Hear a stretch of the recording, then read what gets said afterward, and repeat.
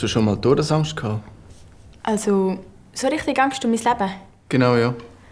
Nein, ich war zum Glück noch nie in einer Situation, wo ich wirklich von meinem Leben bedroht war. Ich glaube, nur dann hätte ich Todesangst. Aber kannst du dir vorstellen, wie schlimm so etwas könnte sein?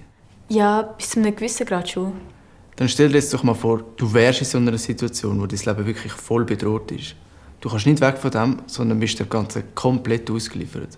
Du kannst weder flüchten, noch dagegen ankämpfen. Oh, krass. Das kann ich mir im Fall fast nicht vorstellen.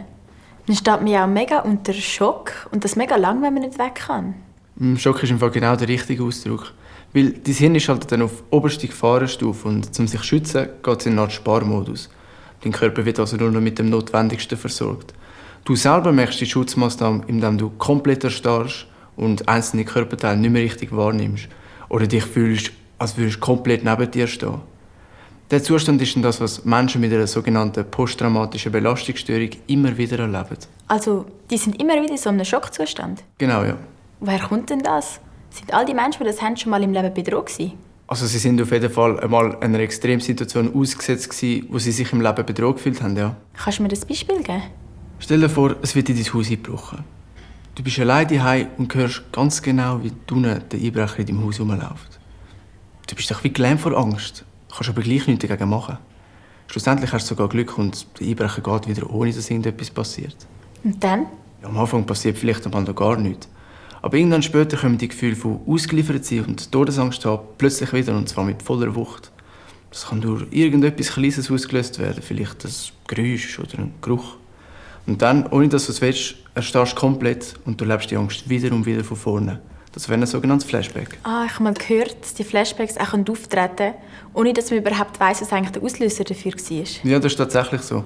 Wenn man das hat, dann hat man schlimme Erlebnisse verdrängt, weil es so extrem krass war.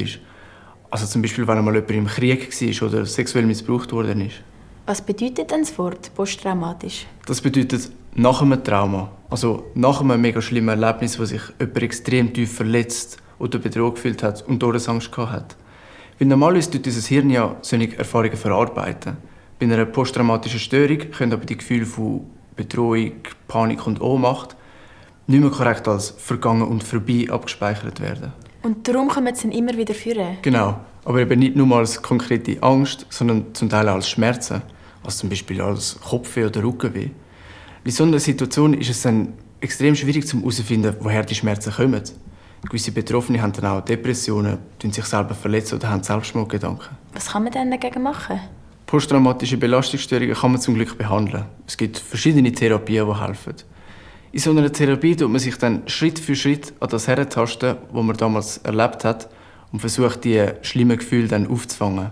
Also der Therapeut hilft einem Betroffenen dabei, mit seinen Gefühlen anders umzugehen, wie damals in dieser ausweglosen Situation. Man lernt also, die verbannten Gefühle einzuordnen und auch zu verstehen. Muss man für das in eine Klinik? Nicht unbedingt. Eine Begleitung durch einen Therapeut braucht es aber auf jeden Fall. Wenn deine Mama oder dein Papi das hat, dann beschäftigt dich das sicher. Wichtig ist, wer sich Hilfe holt, kommt aus dieser Hölle raus.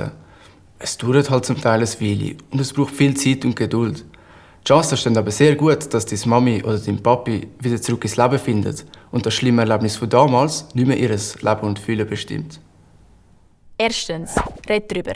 Red mit deinen Eltern. Erzähl, was du feststellst und wie es dir dabei geht.